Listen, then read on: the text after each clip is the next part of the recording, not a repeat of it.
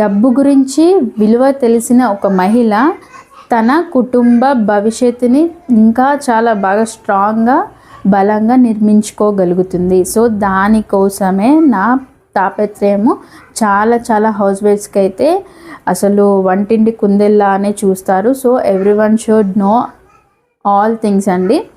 మీరు ఫోన్ చూసి మీకు ఏదైనా రాకుంటే యూట్యూబ్లో సెర్చ్ చేయండి, ప్రతి ఒక్క విషయం మీకు తెలుస్తుంది. సో ఇండిపెండెంట్గా బ్రతకండి, డిపెండెంట్గా కాదు. ఏది ఎలా చేస్తే మనకి ఏమవుతుందో ప్రతి ఒక్కటి మీకు తెలుసు. Back to my channel Shruti little chance. ఈరోజు అయితే నా డైరెక్ట్ క్వశ్చన్ అండి, హౌస్ వైఫ్స్కి నా డైరెక్ట్ క్వశ్చన్. ఎంతమంది తన హస్బెండ్ శాలరీ ఎంత వస్తుందో తెలుసు? నాకు తెలిసి 80% మెంబర్స్కి అయితే వాళ్ళ హస్బెండ్ శాలరీ ఎంత వస్తుందో తెలుసు. బట్ ఎంత ఖర్చు చేస్తున్నారు, ఎంత పిల్లల ఫ్యూచర్ కోసం దాచిపెడుతున్నారు, ఎన్ని ఇన్వెస్ట్మెంట్ చేస్తున్నారు, మీకు లైఫ్ సెక్యూరిటీస్ ఏమున్నాయి, ఇవన్నీ ఎంతమంది హౌస్ వైఫ్స్కి తెలుసు? సో ఒకవేళ ఇద్దరు హస్బెండ్ అండ్ వైఫ్ సంపాదిస్తే వాళ్ళ ఇద్దరు హస్బెండ్ అండ్ వైఫ్స్ సంపాదన ఎవరికి ఎంతమందికి తెలుసు? సో ఇవి ఎలా తెలుసుకోవాలి? మనం ఎక్కడికో వెళ్ళి జాబ్ చేయాల్సిన అవసరం లేదు, ఏం చేయాల్సిన అవసరం ఉండదు. మన ఇంట్లో మన హస్బెండ్స్కి వచ్చే ఆదాయము ఎంత వస్తుంది, దాంట్లో ఎంత పొదుపు చేస్తే ఫర్దర్గా మన పిల్లలకి ఎంత యూజ్ అవుతుందో ఇంట్లోనే హస్బెండ్ శాలరీస్తోనే మనము పొదుపు అయితే చేయొచ్చు. అది మనం ఆలోచించే వే ఆఫ్ థింకింగ్లో, ఇన్వెస్ట్మెంట్ చేసే విధానంలో ఉంటుంది. సో అందరికీ జాబ్ చేయాలని కుదరదు. సో ఇంట్లో ఉంటూ కూడా మనము పొదుపు ఎలా చేసుకోవాలన్న మేనేజ్మెంట్తోనైతే ఆలోచించాలి. అందరూ అన్ని విధాలుగా చేయాలంటే కుదరదు కదా. సో కుదరని వాళ్ళు ఇంట్లో కూర్చుంటూనే మన హస్బెండ్ శాలరీ నుంచి మనం ఏమేం పొదుపు చేయొచ్చో ఈ వీడియోనైతే చూసి తెలుసుకోండి. వీడియోని మాత్రం ఎండింగ్ వరకు చూడండి. ప్లీజ్ సబ్స్క్రైబ్ చేసుకోండి, స్కిప్ మాత్రం అస్సలు చేసుకోకండి. ఇది యూస్ఫుల్ ఇన్ఫర్మేషన్. సో మన లైఫ్కి మన ఫ్యామిలీ, మనదంటూ ఒక చిన్న ఫ్యామిలీ ఉంటుంది కదా. సో దానికి మనం చేసే ఈ పొదుపు మన పిల్లల ఫ్యూచర్ అండ్ మన ఫ్యూచర్కి కూడా చాలా యూస్ఫుల్ అవుతుంది. టాపిక్లోకి అయితే మంత్ ఫర్ ఎగ్జాంపుల్ కొత్తగా పెళ్ళైంది అనుకోండి, కొత్తగా పెళ్ళైన వాళ్ళ గురించి స్టార్ట్ చేద్దాము. ఫస్ట్ వాళ్ళ హస్బెండ్ శాలరీ ఎంత ఉంది, వాళ్ళ ఫ్యామిలీ బ్యాక్గ్రౌండ్ ఏంటి, ఎలా బతుకుతున్నారు, ఏమేమి వస్తుందో అన్ని పేరెంట్స్ చూసి పెళ్ళి చేస్తారు. ఓకే, అంతా ఫైన్. సో అవన్నీ చూసి చేశారు కాబట్టి మనకు హస్బెండ్ ఏం చేస్తున్నారో, లేకపోతే ఎంత వస్తుంది, తన ఇన్కమ్ ఏంది, అవన్నీ పట్టించుకోకుండా ఉండడం అయితే కాదు. సో మనము మన హస్బెండ్స్కి ఎంత వస్తుందో, సో అత్తది మన ఫర్ ఎగ్జాంపుల్ వాళ్ళ తల్లిదండ్రులది వదిలేయండి, ఓకే, అది సేఫ్ సెక్యూర్, అది దాని గురించి అయితే వదిలేయండి. హస్బెండ్స్కి ఎంత వస్తుంది శాలరీ, మంత్లీ ఏమేమి ఖర్చులు ఉన్నాయి, అసలు ఎంత మిగులుతుందా లేదా, మన నెలవారీ అనవసరమైన ఖర్చులు ఏంటి. శాలరీ అయితే మంత్ స్టార్ట్ 1 వీక్లో అంటే ఫర్ ఎగ్జాంపుల్ మంత్ స్టార్ట్ అయింది అనుకోండి, మనకు ఫస్ట్ వీక్లోనే శాలరీ అయితే వచ్చేస్తుంది. ఫస్ట్ వీక్ నుంచి వచ్చిన శాలరీ మీకు ఎన్నో వీక్ వరకు మిగులుతుంది ఒక్కసారి క్యాలిక్యులేట్ చేశారా? శాలరీ ఇలా వస్తే ఇలా ఎన్నెన్నో EMIs, house rents, electricity bills అన్నీ డిస్ట్రిబ్యూషన్ అయిపోతాయి. ఓకేనా? మనకి ఎంత మిగులుతుంది, మన సేవింగ్స్ ఎక్కడికి వెళ్ళిపోతున్నాయి, ఇన్వెస్ట్మెంట్స్ ఉన్నాయా, హెల్త్ ఇన్సూరెన్స్ లాంటివి ఉన్నాయా, అవన్నీ క్యాలిక్యులేట్ చేస్తున్నారా? హస్బెండ్స్ పని ఏంటి, వాళ్ళు శాలరీ సంపాదిస్తున్నారు. సో వాళ్ళు ఒక్కొక్కసారి చెప్పరు, వాళ్ళ దగ్గర ఉన్న యాక్చువల్లీ హస్బెండ్స్ అనేది చాలా తక్కువ 50% మెంబర్సే తన సంపాదన గురించి, తన ఖర్చుల గురించి తన భార్యతోని షేర్ చేసుకుంటారు. రిమైనింగ్ మెంబర్స్ షేర్ చేసుకోరు. భర్త తెస్తున్నాడు కదా అని భార్య ఖర్చు పెడుతూ ఉంటుంది. సో తన భర్తకు ఎక్కడి నుంచి వస్తుంది, ఏమి వస్తుంది, భార్యకు సంబంధం లేదు. భార్య ఎందుకు ఇంత ఖర్చులు పెడుతుందో భర్తకు సంబంధం ఉండదు. సో అప్పుల మీద అప్పులు భర్త తీసుకొస్తూ ఉంటాడు. ఎక్కడి నుంచి తెస్తున్నారని వైఫ్ కూడా అడగదు. సో ఇలా అప్పుల మీద అప్పులు ఇలా చేస్తే వడ్డీకి వడ్డీ కట్టడానికే ఆ శాలరీ మొత్తం సరిపోతుంది. ఇంకొన్ని రోజులైతే మనం తిననీకి తిండి కూడా ఉండదు. ఎందుకంటే వడ్డీ మీద వడ్డీ కట్టడానికే వెళ్ళిపోతుంది. ఫైనల్గా వాడి ఫ్రస్ట్రేషన్ అనేది పిల్లల మీద, ఇంట్లో వైఫ్ మీద చూపిస్తారు. సో ఇదంతా సోది, ఇదంతా తలకాయ నొప్పులు ఎందుకు?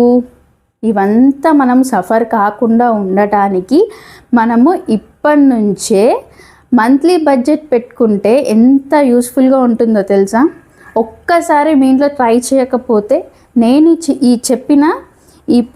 ఈ చెప్పబోయే ఇంపార్టెంట్ పాయింట్స్ మీరు కూడా ఒక్కసారి ఒక 2-3 మంత్స్ అయితే ఒక్కసారి పాటించండి.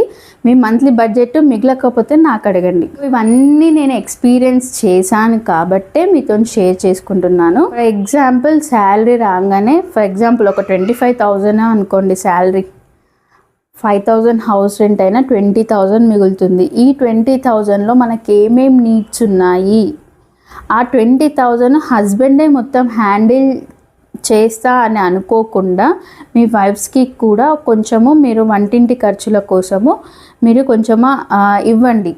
సో తను ఆ వంటింటి ఖర్చులోని తను సేవ్ చేయాల్సిన అమౌంట్ తను సేవ్ చేస్తుంది. సో మీరు యూస్ఫుల్ కాకుండా మీరు ఇంట్లోకి సామాన్ తెచ్చుకున్నారనుకోండి, ఫర్ ఎగ్జాంపుల్ ఇదంతా పోనీ, ఫర్ ఎగ్జాంపుల్ నేనే అనుకోండి, మంత్లీ మనము మంత్లీ శాలరీ పడంగానే మంత్లీ ఇంట్లోనైతే గ్రాసరీస్ అయితే కంపల్సరీ కావాలి కదా. సో గ్రాసరీస్ షాప్కి వెళ్ళిపోతాము, మనకు కావాల్సిన ఐటమ్స్, అవసరం లేని ఐటమ్స్ ఆఫర్స్ ఉన్నాయన్న పేరుతో ఇన్ని తెచ్చి ఇంట్లో పెట్టుకుంటాం. అది ఎగ్జాంపుల్ ఎవరో కాదు, నేనే. ఇలా నేను కూడా చాలా ఆఫర్స్ ఉన్నాయి కదా ఇప్పుడు తీసి పెట్టుకుంటే మళ్ళీ ఫర్దర్గా మనకు యూస్ఫుల్ ఉంటుంది అని యూస్ఫుల్ లేని వస్తువులు కూడా తీసుకోవడం జరిగింది. ఇప్పుడు అవి చూస్తే ఎలా ఉన్న ప్యాక్స్ అలానే ఉంటున్నాయి. సో నేను గత సంవత్సరం నుంచి అయితే నా డిసిషన్ అయితే చేంజ్ చేసుకున్నాను. మెయిన్గా నేను ఎందుకు చెప్తున్నాను, కొందరికి ఆడవాళ్ళకు పని చేసుకోవడానికి వీలుండదు, ఇంట్లో పనులు ఉంటాయి, చిన్న పిల్లలు ఉంటారు, చూసుకోవడానికి ఎవరు ఉండరు కాబట్టి ఇంట్లోనే ఉంటారు. సో అలా ఇంట్లో ఉన్న వాళ్ళు కూడా తన హస్బెండ్ శాలరీలో పొదుపు అనేది స్టార్ట్ చేయండి. అలా స్టార్ట్ చేస్తేనే మీకు, మీ ఫ్యూచర్ పిల్లలకు చాలా బాగుంటుంది అని నేనైతే చెప్తున్నాను. ఇందులో మనం పాటించవలసింది మెయిన్గా శాలరీ రాగానే బడ్జెట్ అయితే రాసుకోవాలి. మీ వైఫ్స్కి తన వంటింటి ఖర్చు ఎంత అవుతుందో తనకు కూడా తెలియాలి. తనకు తెలిస్తేనే చాలామంది వైఫ్స్కి అసలు ఖర్చుల గురించి తెలియదు. ఎందుకంటే హస్బెండ్ తీసుకొస్తున్నాడు, పెడుతున్నాడు, మనం వంట చేస్తున్నాము, పెడుతున్నాము అన్నట్టే ఉంటుంది. కానీ వాళ్ళ హస్బెండ్స్ ఇన్కమ్ ఎంత వస్తుంది, ఏంది, ఎలా నడిపించాలి, ఏం చేయాలి, పిల్లల ఫ్యూచర్ హస్బెండే చూసుకుంటాడా? కాదు కదా. వాళ్ళకి ఎంత బాధ్యత ఉంటుందో మనకు కూడా అంతే బాధ్యత ఉంటుంది. సో తను బయట నుంచి తనకు ఎన్నో ప్రెషర్స్ ఉంటాయి. ఆ వర్క్ ఏంది, సంపాదన. సో కొంతమందికి బాయ్స్కి సంపాదిస్తారు కానీ అది ఎలా ఖర్చు పెట్టాలో, ఏ విధంగా ఖర్చు పెట్టాలో తెలియదు. సో ఇలా హస్బెండ్ అండ్ వైఫ్ ఇద్దరు షేర్ చేసుకుంటేనే అది ఒక మంచి మన పిల్లల భవిష్యత్తు కోసం అయితే చాలా ఉపయోగపడుతుంది. ఎందుకంటే ప్రజెంట్ ఉన్న సిచ్యువేషన్లో భార్యాభర్తలు ఇద్దరు సంపాదించిన సరిపోనే స్టేజ్లో ఉన్నాం మనం ఇప్పుడు. సో ఫస్ట్ మనము ఇంట్లో గ్రాసరీస్ అయితే తీసుకొస్తాం కదా, ఈ మధ్య షాపింగ్ మాల్స్ అయితే అయ్యాయి. సో హస్బెండ్ అండ్ వైఫ్ వెళ్తారు కదా గ్రాసరీస్, మీకు ఏమేమి కావాలో అవి మాత్రమే రాసుకొని తీసుకొని రండి. అనవసరమైన ఆఫర్లను అట్రాక్ట్ అస్సలు అవ్వకండి. చాలా 80% షాపింగ్ మాల్స్ మన మిడిల్ క్లాస్ మెంటాలిటీని డిపెండ్ అయ్యి చాలా బాగా రన్ అవుతున్నాయి. సో అది ఫస్ట్ మనము గట్టిగా నిర్ణయించుకోవాల్సినది అవసరమైన వస్తువులు మాత్రమే.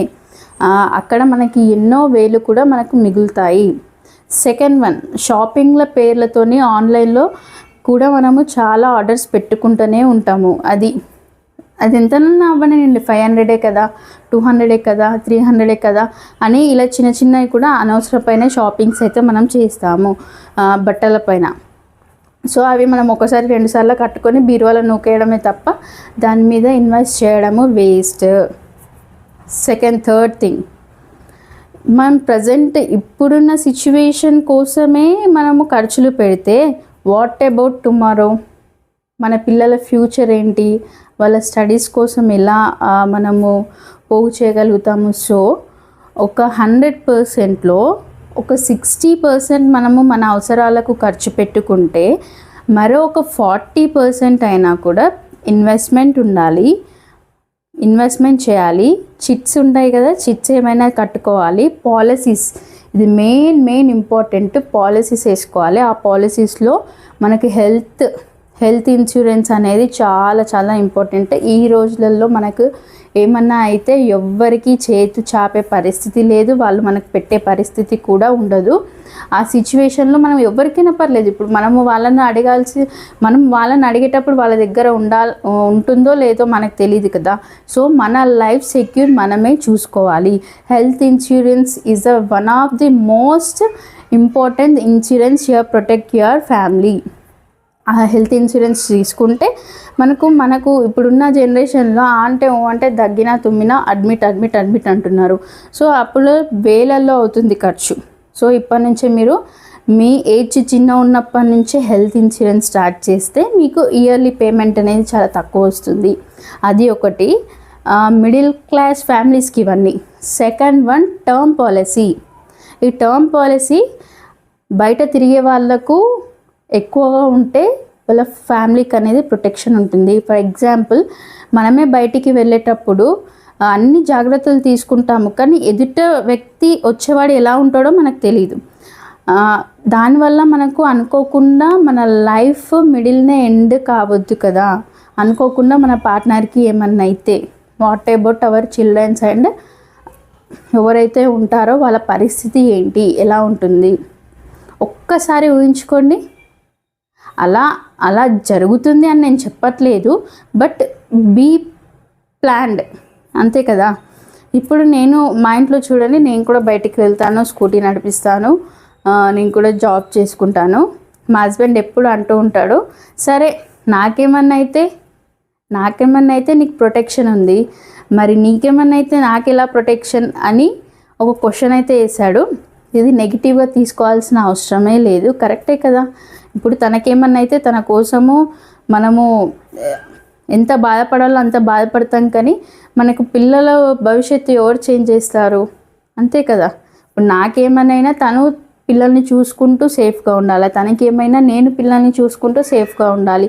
So life protection is very important. ఇప్పుడు మనం సంపాదిస్తున్న మంత్లీలోనే ఈ ఖర్చును కూడా సైడ్కి వేయండి. చిన్న పాలసీలు ఉంటాయి, అవి తీసుకోండి. అలా తీసుకోవడం వల్ల మీ లైఫ్ ప్రొటెక్షన్ ఉంటుంది.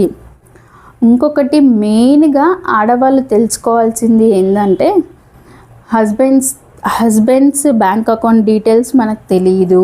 చాలామంది ఆడవాళ్ళు అది ఒప్పుకుంటారో ఒప్పుకోరో నాకు తెలియదు, కానీ ఇప్పటి వరకు తెలుసుకోవాల్సిన అవసరం నాకు రాలేదు అని అంటారు.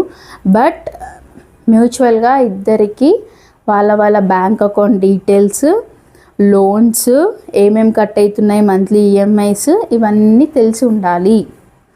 సో ఒక ఫ్యామిలీలో హస్బెండ్ అండ్ వైఫ్కి ఇద్దరి పాత్ర ఈక్వల్గా ఉంటుంది. ఇది ఎంతమంది అగ్రి అవరో నాకు తెలీదు. హస్బెండే చూసుకోవాలి లేదంటే వైఫే చూసుకోవాలని ఏది ఉండదు. ఇద్దరు సమానంగా చూసుకుంటేనే లైఫ్ అనేది ముందుకు వెళ్తూ ఉంటుంది. ఇవన్నీ మీరు అప్పులు చేసి చేయాల్సిన అవసరము అస్సలే లేదు. మీకు ఇప్పటి నుంచి చేసుకోవాలని అనుకుంటే ఫస్ట్ ఒక 2-3 months మీ బడ్జెట్ అనేది రాసుకోండి. మీకు మంత్లీ ఎంత వస్తే మీకు యాక్చువల్లీ ఎంత ఖర్చు చేస్తున్నారు. ఒక 100 రూపాయలు అవసరం లేని దాని గురించి స్పెండ్ చేసావనుకో, అదే 100 రూపీస్ మీరు ఆలోచించి ఆ స్పెండింగ్ అనేది అక్కడనే ఆపేశారనుకో, ఆ 100 రూపీస్ నీకు ప్లస్లోకి వెళ్ళిపోతాయి కదా. సో అవసరమైన వాటినే కొనుక్కోండి, అనవసరమైన థింగ్స్కి మనకు అవసరం లేదు. ఎందుకంటే money is important to everyone. సంపాదించడమే గొప్ప కాదు, దాన్ని ఎలా వాడుకోవాలనో అంతకు మించిన గొప్పతనం అండి. మనీ సేవింగ్ అనేది చాలా చాలా ఉండాలి. అది మనలో కాదు, మన పిల్లల్ని కూడా మీరు నేర్పించాలి. వాళ్ళని కూడా ఎలా మనీ సేవ్ చేయాలో కూడా నేర్పిస్తే వాళ్ళకి ఇప్పటి నుంచి అలవాటు అవుతుంది. నేనైతే మా ఇంట్లో నేను చిన్నప్పటి నుంచి ఎవరి గల్లబుడ్డి వాళ్ళకైతే పెట్టేశాను.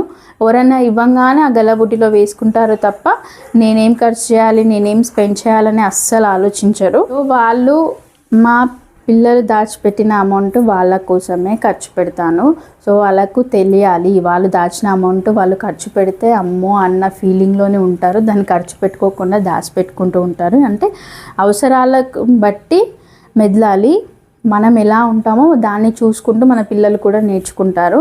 ఫైనల్గా నేను చెప్పేది ఏంటంటే, హౌస్ వైఫ్స్ చాలామంది సంపాదిస్తేనే ఇంటి ఖర్చుల గురించి తెలుసుకోవాలనే మెంటల్ స్టేటస్లో ఉంటారు. అలా కాకుండా తన భర్త ఇన్కమ్ లెవెల్స్ని చూస్తూ మీరు ఖర్చులు చేయాలి. అలా అని నిన్ను పెళ్లి చేసుకున్నాం కదా, ఇదే అది ఇది అని సోది మాట్లాడి వాళ్ళ మైండ్స్ని అస్సలు డిస్టర్బ్ చేయొద్దు. సో మీరు అందరూ నేను చెప్పిన విధంగా ఈ విధంగా ఫస్ట్ మంత్లీ బడ్జెట్ రాసుకోవాలి. 60% మన అవసరాలు, ఇంటి రెంట్, కరెంట్ బిల్లు మ్యాండేటరీ 60% అయితే ఖర్చు పెట్టుకోవాలి. హెల్త్ ఇన్సూరెన్స్ మిగతా 40%లో హెల్త్ ఇన్సూరెన్స్ కంపల్సరీ ఉండాలి, టర్మ్ పాలసీ కంపల్సరీ ఉండాలి. అండ్ పిల్లల అవసరాలు అంటే ఫర్దర్గా ఏదైనా మీరు చిన్న చిట్టీలు కానీ అలాంటివి ఏమైనా వేసుకుంటే ఫర్దర్గా మనకు అవసరమైన స్టేజ్లో అవే మనకు చాలా ఉపయోగపడతాయి. ఈ వీడియో వచ్చేసి మెయిన్ ఇంటెన్షన్ ఖర్చులు అనేది ఇద్దరికి తెలియాలి. సో వీడియో నచ్చినట్లయితే లైక్తో పాటు సబ్స్క్రైబ్ చేసుకోవడం మర్చిపోకండి. నెక్స్ట్ వీడియోలో మరొక టాపిక్తో మీ ముందుకు వచ్చేస్తాను.